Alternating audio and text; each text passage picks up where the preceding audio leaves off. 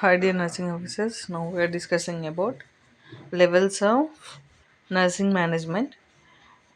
Nursing మేనేజ్మెంట్లో 3 levels ఉంటాయండి. అవేంటి అనేది మనం ఇప్పుడు చూసుకుందాము.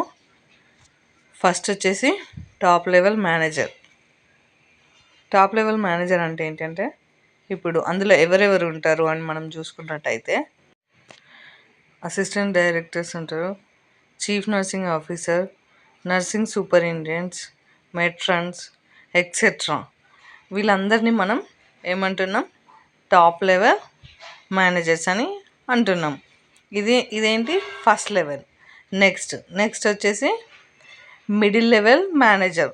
మిడిల్ లెవెల్ మేనేజర్లో ఎవరెవరు ఉంటారు అంటే ఏఎన్ఎస్లు, డిఎన్ఎస్లు, ఇంకా head of nursing units, like senior nursing officers ఉంటారు కదా, వాళ్ళందరినీ మనం ఏమంటున్నాం? మిడ్ లెవెల్ మేనేజర్స్ అంటున్నాం. నెక్స్ట్ వచ్చేసి ఏంటి? Lower or operative or supervisory level manager అని అంటాం. థర్డ్ వన్ వచ్చేసి ఓకే, అందులో ఎవరు ఉంటారంటే నర్సింగ్ ఆఫీసర్స్ ఉంటారు. ఈ 3 లెవెల్స్ వచ్చేసి నర్సింగ్ మేనేజ్మెంట్లో మనం చూస్తాము. Okay, thank you friends, thank you for watching this video.